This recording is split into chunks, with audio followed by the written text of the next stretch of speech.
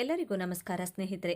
ವಾಸ್ತುಶಾಸ್ತ್ರದಲ್ಲಿ money plant, ತುಳಸಿ ಗಿಡ ಹಾಗೂ ಶಮಿ ಗಿಡದ ರೀತಿಯಲ್ಲೇ ಪಾರಿಜಾತ ಪುಷ್ಪದ ಗಿಡಕ್ಕೂ ಕೂಡ ಸಾಕಷ್ಟು ಮಹತ್ವವನ್ನು ನೀಡಲಾಗಿದೆ.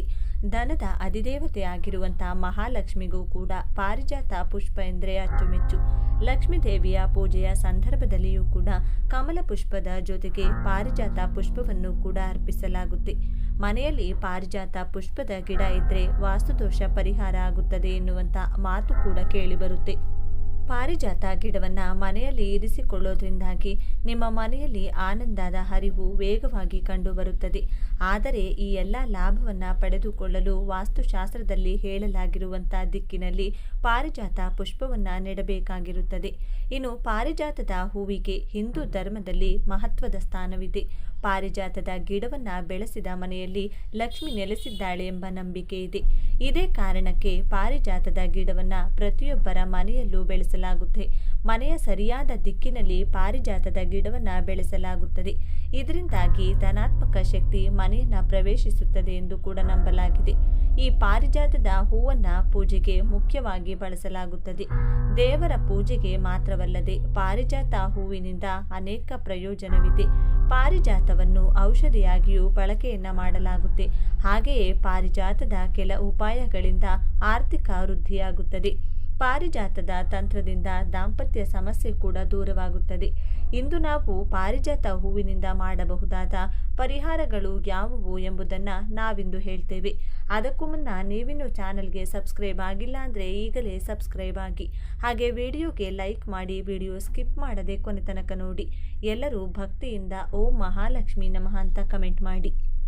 ಸಮುದ್ರ ಮಂಥನದ ವೇಳೆ ಪಾರಿಜಾತದ ಹೂ ಬಂತು ಎಂಬ ನಂಬಿಕೆ ಇದೆ. ಲಕ್ಷ್ಮಿಗಿಂತ ಮೊದಲು ಬಂದ ಪಾರಿಜಾತದ ಹೂವನ್ನು ಪರಮ ಪವಿತ್ರ ಹೂವೆಂದು ಭಾವಿಸಲಾಗುತ್ತದೆ. ದೇವರ ಪೂಜೆಗೆ ಇದನ್ನು ಬಳಸೋದ್ರಿಂದ ದೇವರ ಕೃಪೆಗೆ ಪಾತ್ರರಾಗಬಹುದು. ಹಾಗೆ ಮದುವೆ, ಆರ್ಥಿಕ ಸಮಸ್ಯೆ ಸೇರಿದಂತೆ ಅನೇಕ ಸಂಕಷ್ಟಕ್ಕೆ ಇದರಲ್ಲಿ ಪರಿಹಾರವಿದೆ. ಇಂದ್ರದೇವ ಪಾರಿಜಾತ ಪುಷ್ಪದ ಗಿಡವನ್ನು ಸ್ವರ್ಗದಲ್ಲಿ ನೆಡುತ್ತಾನೆ.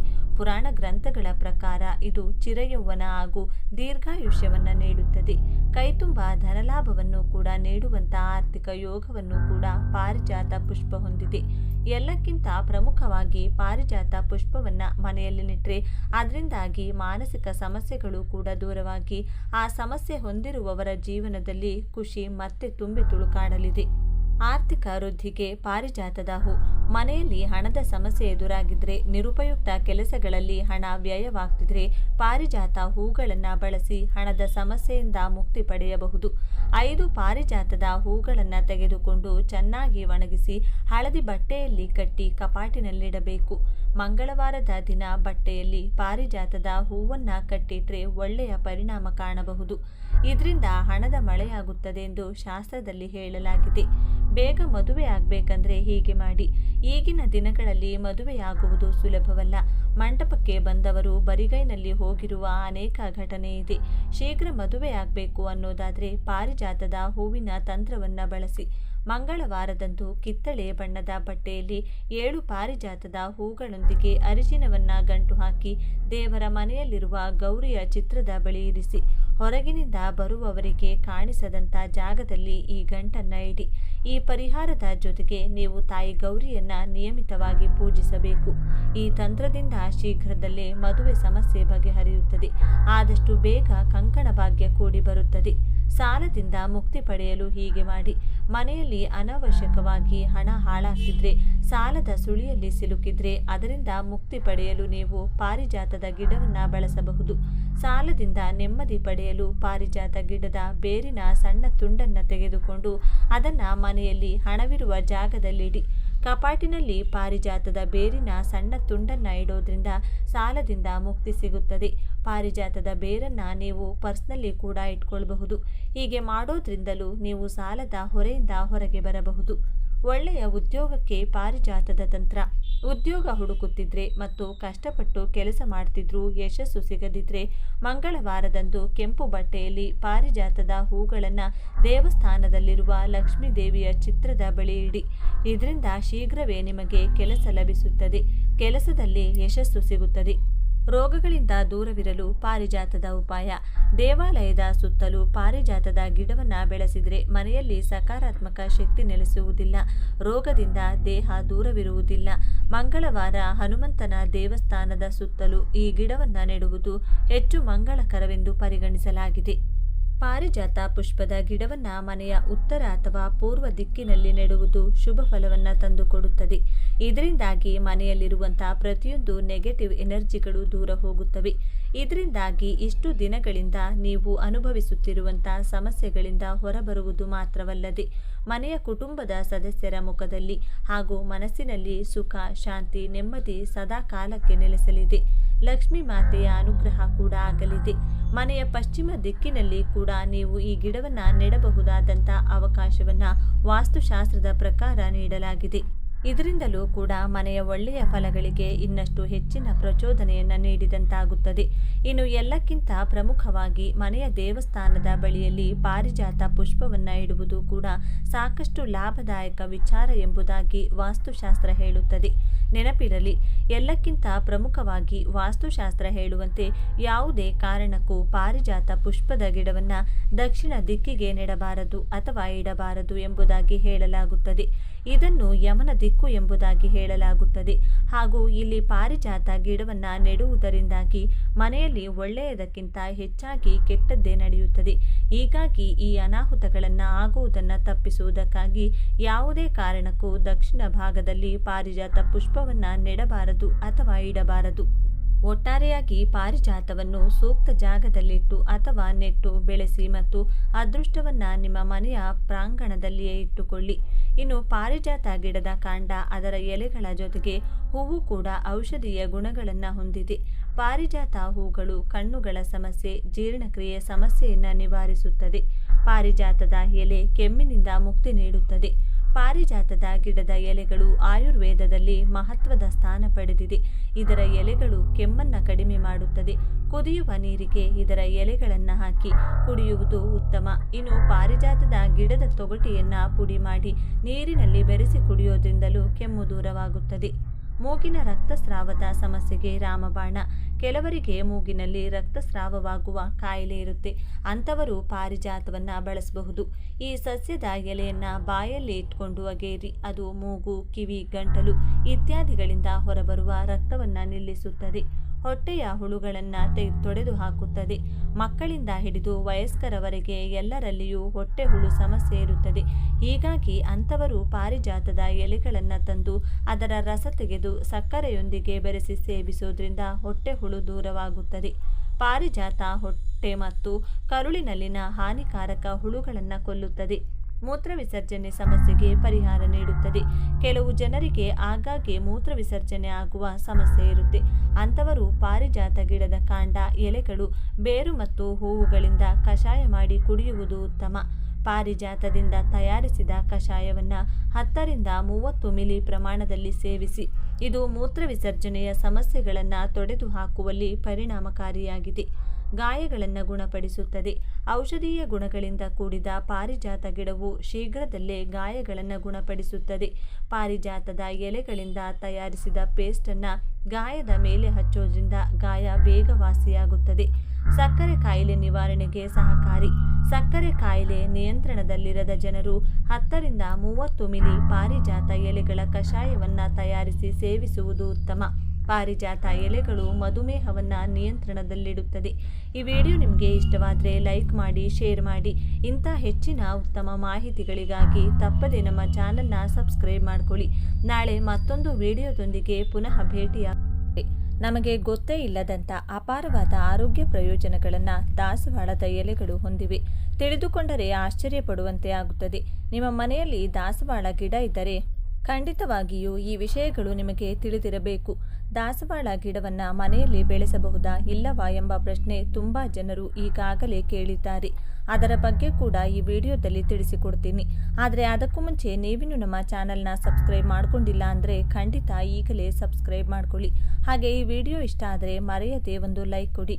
ಹಾಗೆ ನಿಮ್ಮ ಜಿಲ್ಲೆ ಯಾವುದು ಅಂತ ಕಮೆಂಟ್ ಮಾಡಿ. ದಾಸವಾಳ ಹೂವನ್ನೋದು ಒಂದೇ ಕಾಲದಲ್ಲಿ ಅಲ್ಲದೆ ಎಲ್ಲ ಕಾಲಗಳಲ್ಲೂ ಪ್ರತಿದಿನ ಹುಟ್ಟುತ್ತದೆ. ದಾಸವಾಳ ಗಿಡಗಳು ಇತ್ತಲಲ್ಲಿ ಅಥವಾ ಮನೆ ಮುಂದೆ ಯಾರು ಬೆಳೆಸುತ್ತಾರೋ ಹೂಗಳು ಎಷ್ಟು ಚೆನ್ನಾಗಿ ಅರಳುತ್ತವೋ ಅಥವಾ ಎಷ್ಟು ಹೆಚ್ಚು ಹೂಗಳು ಬಿಡುತ್ತವೋ ಅಷ್ಟೊಂದು ಸಂಪತ್ತು ನಿಮ್ಮ ಮನೆಗೆ ಬರುತ್ತದಂತೆ.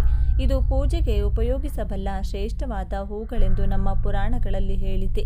ಎಲ್ಲ ಕಾಲಗಳಲ್ಲೂ ಹೂ ಬಿಡುವಂಥ ಮಂದಾರ ಗಿಡವನ್ನು ಮನೆಯಲ್ಲಿ ಬೆಳೆಸಿದ್ರೆ ಆ ಮನೆಯಲ್ಲಿ ಎಂದೂ ಕೂಡ ಹಣದ ಕೊರತೆ ಬರುವುದಿಲ್ಲ.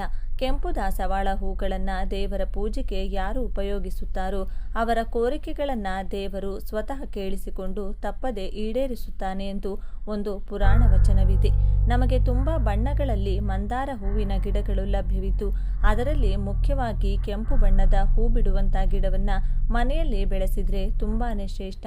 ನೀವು ಮನೆಯಿಂದ ಹೊರಗೆ ಹೋಗುವಾಗ ಆ ಗಿಡವನ್ನು ನೋಡಿ ಹೋದರೆ ಎಲ್ಲವೂ ಶುಭವಾಗುತ್ತದೆ. ಗಿಡವೆಲ್ಲ ಹೂ ತುಂಬಿಕೊಂಡಿರುವುದು ನೋಡಿದರೆ ಮನಸ್ಸಿಗೆ ತುಂಬಾ ಸಂತೋಷವಾಗುತ್ತದೆ. ಮಾನಸಿಕವಾಗಿ ಯಾವುದಾದರೂ ದೋಷಗಳಿದ್ರೆ ಅದನ್ನು ಕೂಡ ಮಂದಾರ ಗಿಡ ಹೋಗಲಾಡಿಸುತ್ತದೆ. ಮಂದಾರ ಗಿಡವನ್ನು ನಿಮ್ಮ ಮನೆಯಲ್ಲಿ ಬೆಳೆಸುವುದರಿಂದ ಅತಿ ಶೀಘ್ರದಲ್ಲಿ ನಿಮಗೆ ಲಕ್ಷ್ಮಿ ಕಟಾಕ್ಷ ಪ್ರಾಪ್ತಿಯಾಗುತ್ತದೆ. ಇನ್ನು ಮನೆಯಲ್ಲಿ ಈ ಗಿಡವನ್ನು ಬೆಳೆಸುತ್ತಿರುವವರು ಅಥವಾ ಬೆಳೆಸಬೇಕು ಅಂದುಕೊಂಡವರು ನಿಮ್ಮ ಮನೆಯ ಸಿಂಹದ್ವಾರದ ಬಲಭಾಗ ಬೆಳೆಸಿದರೆ ತುಂಬ ಒಳ್ಳೆಯದು. ಹಿತ್ತಲಲ್ಲಿ ಬೆಳೆಸುವವರು ಎಲ್ಲಿ ಬೇಕಾದರೂ ಬೆಳೆಸಬಹುದು. ಯಾವ ಮಹಿಳೆ ದಾಸವಾಳ ಹೂವನ್ನು ಪ್ರತಿದಿನ ಸ್ವಲ್ಪ ಹೊತ್ತಾದರೂ ತಲೆಯಲ್ಲಿ ಹೂವನ್ನು ಮುಡಿಯುತ್ತಾರೋ ಅವರು ದೀರ್ಘ ಸುಮಂಗಲಿಯಾಗಿ ಜೊತೆಗೆ ಆರೋಗ್ಯವಾಗಿ ಬದುಕುತ್ತಾರೆಂದು ಹೇಳಲಾಗುತ್ತದೆ. ದಾಸವಾಳದಲ್ಲಿ 2 ವಿಧಾನ ಇದೆ. ಒಂದು ತಿಕ್ಕಾಗಿ ಬಿಟ್ಟರೆ ಇನ್ನೊಂದು ಎಲೆ ಎಲೆಯಾಗಿ ಬಿಡುತ್ತದೆ. ಇದರಲ್ಲಿ ನೀವು ಯಾವುದನ್ನಾದರೂ ಬೆಳೆಸಬಹುದು. ಆದರೆ ಕೆಂಪು ಬಣ್ಣದ ಹೂ ಬಿಡುವಂಥ ಗಿಡವನ್ನು ಬೆಳೆಸೋಕೆ ಪ್ರಯತ್ನ ಮಾಡಿ. ಮಂದಾರ ಹೂವಿನ ಮಾಲೆಯನ್ನು ದೇವರ ಆರಾಧನೆಗೆ ಬಳಸಿದರೆ ತುಂಬ ಒಳ್ಳೆಯದು. ಎಲ್ಲ ದೇವರ ಪೂಜೆಗಳಲ್ಲೂ ಈ ಹೂವನ್ನು ಉಪಯೋಗಿಸಬಹುದು. ನಿಮ್ಮ ಮನೆಯಲ್ಲಿ ದಾಸವಾಳ ಗಿಡವಿದ್ದರೆ ಕೇವಲ ಆಧ್ಯಾತ್ಮಿಕ ಪರವಾಗಿ ಮಾತ್ರವಲ್ಲದೆ ಎಷ್ಟೋ ಆರೋಗ್ಯ ಪ್ರಯೋಜನಗಳು ಕೂಡ ಇದೆ. ಈ ಹೂವಿನಲ್ಲಿ ಆಂಟಿ ಆಕ್ಸಿಡೆಂಟ್ ಇದೆ. ಇದು ಧೂಳು ಹಾಗೂ ಕೆಟ್ಟ ಸೂರ್ಯನ ಕಿರಣಗಳಿಂದ ನಮ್ಮ ಚರ್ಮವನ್ನು ಕಾಪಾಡುತ್ತದೆ. ಇದಕ್ಕಾಗಿ ನೀವು ದಾಸವಾಳ ಹೂವನ್ನು ಒಣಗಿಸಿ ಒಂದು ಡಬ್ಬಿಯಲ್ಲಿ ಸ್ಟೋರ್ ಮಾಡಿ ಇಟ್ಕೊಳ್ಬಹುದು. ನಿಮಗೆ ಬೇಕಾದಾಗ ಅಥವಾ ಪ್ರತಿದಿನ ಕೂಡ ಸ್ವಲ್ಪ ಒಣಗಿದ ಹೂಗಳನ್ನು ನೀರಲ್ಲಿ ಹಾಕಿ ಕುದಿಸಿ ಆ ನೀರಿನಿಂದ ಮುಖ ತೊಳೆದುಕೊಳ್ಳುತ್ತಿದ್ರೆ ಮುಖದಲ್ಲಿ tan, black heads, wrinkles problem ಹೊರಟು ಹೋಗುತ್ತದೆ. ಈ ಹೂವಿನ ಪೇಸ್ಟ್ ಹಚ್ಚುವುದರಿಂದ ಮೊಡವೆಗಳು ಹಾಗೂ ಗಾಯಗಳಿಂದ ಆದಂಥ ಮಾರ್ಕ್ಗಳು ಬೇಗ ಹೊರಟು ಹೋಗುತ್ತದೆ.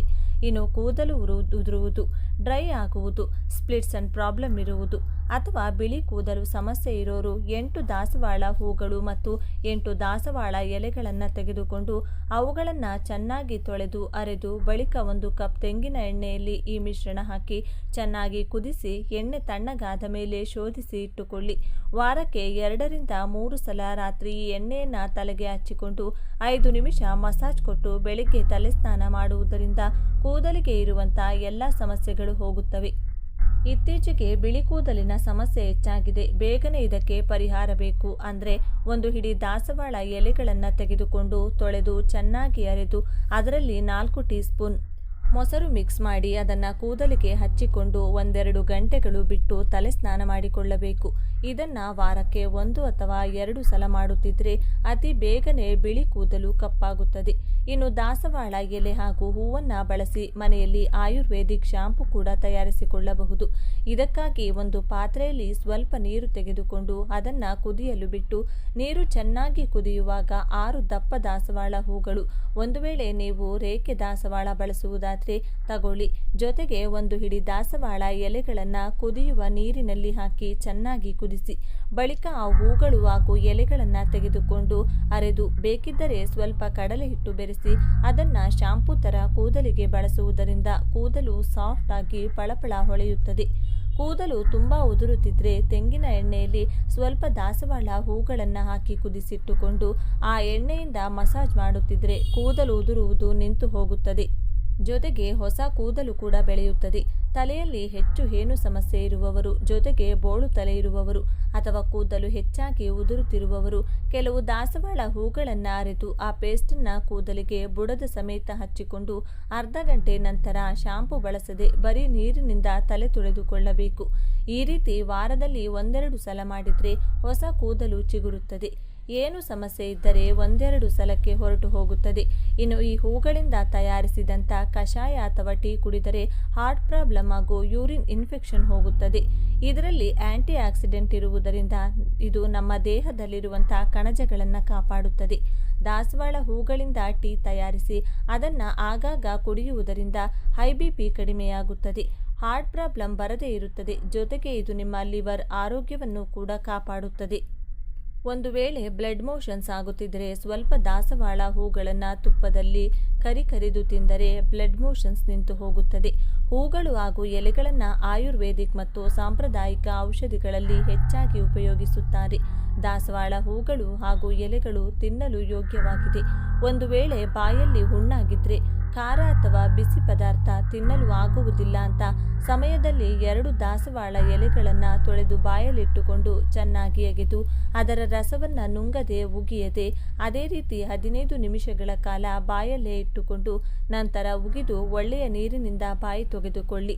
ಈ ರೀತಿ ದಿನದಲ್ಲಿ 3 ಸಲ ಮಾಡಿ ಬಾಯಿ ಹುಣ್ಣು ಸಂಪೂರ್ಣವಾಗಿ ಹೊರಟು ಹೋಗುತ್ತದೆ. ಮೈಯಲ್ಲಿ ರಕ್ತ ಇಲ್ಲದೆ ತುಂಬ ಜನ ಕಷ್ಟಪಡುತ್ತಾರೆ. ಇದು ಐರನ್ ದೇಹದಲ್ಲಿ ಕಡಿಮೆ ಇದ್ದಾಗ ನಡೆಯುತ್ತದೆ. ಐರನ್ ಅಥವಾ ಬ್ಲಡ್ ದೇಹದಲ್ಲಿ ಕಡಿಮೆ ಇರುವವರು ದಾಸವಾಳ ಎಲೆಗಳಿಂದ ಡಿಕಾಕ್ಷನ್ ತಯಾರಿಸಿ ಕುಡಿಯುತ್ತಿದ್ದರೆ ಐರನ್ ಸಮಸ್ಯೆ ನಿವಾರಣೆಯಾಗಿ ದೇಹದಲ್ಲಿ ನೀವು ಹೊಸ ರಕ್ತ ಕಣಗಳು ಹುಟ್ಟಿಕೊಳ್ಳುತ್ತದೆ. ಹೊಟ್ಟೆಯಲ್ಲಿ ಗ್ಯಾಸ್ ಸಮಸ್ಯೆ ಅಥವಾ ಜೀರ್ಣಶಕ್ತಿ ಸರಿಯಾಗಿ ಆಗದಿರುವವರು ಬೆಳಿಗ್ಗೆ ಖಾಲಿ ಹೊಟ್ಟೆಯಲ್ಲಿ 2 ದಾಸವಾಳ ಎಲೆಗಳನ್ನು ತಿಂದು 1 ಲೋಟ ಬೆಚ್ಚಗಿರುವ ನೀರು ಕುಡಿಯುವುದರಿಂದ ನಿಮ್ಮ ಮೈಯಲ್ಲಿರುವಂಥ ಹಾನಿಕಾರಕ ಅಥವಾ ವಿಷಕಾರಕ ಪದಾರ್ಥಗಳನ್ನು ಹೊರಗೆ ಕಳಿಸುವ ಮೂಲಕ ಜೀರ್ಣಶಕ್ತಿಯನ್ನು ಹೆಚ್ಚು ಮಾಡುತ್ತದೆ. ಹೊಟ್ಟೆಯೊಳಗೆ ತುಂಬ ರೀತಿಯಾದ ಹುಳುಗಳಿರುತ್ತವೆ. ಅದರಲ್ಲಿ ಕೆಲವು ನಮಗೆ ಒಳ್ಳೆಯದು ಮಾಡಿದರೆ, ಜಂತು ಹುಳುಗಳಂತೂ ಕೆಲವು ಹುಳುಗಳು ನಮ್ಮ ಹೊಟ್ಟೆಯನ್ನು ಆರೋಗ್ಯವನ್ನು ಹಾಳು ಮಾಡುತ್ತದೆ. ಜಂತು ಹುಳುಗಳು ಅಥವಾ ಹೊಟ್ಟೆಯಲ್ಲಿರುವಂಥ ಕೆಟ್ಟ ಹುಳುಗಳು ಸಾಯಲು ದಾಸವಾಳ ಎಲೆಗಳಿಂದ ಚಟ್ನಿ ತಯಾರಿಸಿ ಆಗಾಗ ತಿನ್ನುತ್ತಿರಬೇಕು. ಜ್ವರ ಅಥವಾ ಕೆಮ್ಮು ಹೋಗಲು ದಾಸವಾಳ ಬೇರನ್ನು 10 ಗ್ರಾಂನಷ್ಟು ತೆಗೆದುಕೊಂಡು 2 ಲೋಟ ಅಥವಾ 1 ಲೋಟ ನೀರಿಗೆ ಹಾಕಿ ಆ ನೀರನ್ನು ಕಾಲು ಭಾಗ ಆಗುವವರೆಗೂ ಚೆನ್ನಾಗಿ ಕುದಿಸಿ ಅದು ಬೆಚ್ಚಗಿರುವಾಗಲೇ ಕುಡಿದರೆ ಸರಿ ಹೋಗುತ್ತದೆ. ಹೆಂಗಸರಿಗೆ ವೈಟ್ ಡಿಸ್ಚಾರ್ಜ್ ಸಮಸ್ಯೆ ಇದ್ದರೆ ಅಂಥವರು ಬೆಳಿಗ್ಗೆ ಖಾಲಿ ಹೊಟ್ಟೆಯಲ್ಲಿ 2 ದಾಸವಾಳ ಹೂಗಳನ್ನು ತಿಂದು 1 ಲೋಟ ನೀರು ಕುಡಿದು ಅರ್ಧ ಗಂಟೆ ಏನೂ ತಿನ್ನದೇ ಇದ್ದರೆ ಆ ವೈಟ್ ಡಿಸ್ಚಾರ್ಜ್ ಸಮಸ್ಯೆ ಬೇಗನೆ ಹೊರಟು ಹೋಗುತ್ತದೆ. ಒಂದು ವೇಳೆ ಮುಟ್ಟಾದಾಗ ಹೆಚ್ಚು ರಕ್ತಸ್ರಾವ ಆಗುತ್ತಿದ್ದರೆ 2 ದಾಸವಾಳ ಹೂಗಳನ್ನು ಸ್ವಲ್ಪ ನೀರು ಹಾಕಿ ಹರಿದು ಆ ಪೇಸ್ಟನ್ನು ಮುಟ್ಟಾದ ಸಮಯದಲ್ಲಿ ತಿನ್ನುತ್ತಿದ್ದರೆ ಅಧಿಕ ರಕ್ತಸ್ರಾವ ಆಗುವುದಿಲ್ಲ. ಹಾಗಾಗಿ ಸ್ನೇಹಿತರೆ, ಇಂಥ ಅದ್ಭುತವಾದ ದಾಸವಾಳ ಗಿಡವನ್ನು ಮನೆಯಲ್ಲಿ ಬೆಳೆಸುವುದರಿಂದ ಇಷ್ಟೊಂದು ಪ್ರಯೋಜನಗಳು ನಮಗೆ ಸಿಗುತ್ತವೆ. ಹಾಗಾಗಿ ಆಲಸ್ಯ ಮಾಡದೆ ಈ ಗಿಡವನ್ನು ಬೇಗನೆ ನಿಮ್ಮ ಮನೆಗೆ ತಂದುಕೊಳ್ಳಿ. ಈ ವಿಡಿಯೋ ಇಷ್ಟ ಆದರೆ ಲೈಕ್ ಮಾಡಿ, ಶೇರ್ ಮಾಡಿ. ಇಂಥ ಹೆಚ್ಚಿನ ಉತ್ತಮ ಮಾಹಿತಿಗಳಿಗಾಗಿ ತಪ್ಪದೇ ನಮ್ಮ ಚಾನಲ್ನ ಸಬ್ಸ್ಕ್ರೈಬ್ ಮಾಡಿಕೊಳ್ಳಿ. ನಾಳೆ ಮತ್ತೊಂದು ವಿಡಿಯೋದೊಂದಿಗೆ ಪುನಃ ಭೇಟಿಯಾಗೋಣ. ಧನ್ಯವಾದಗಳು.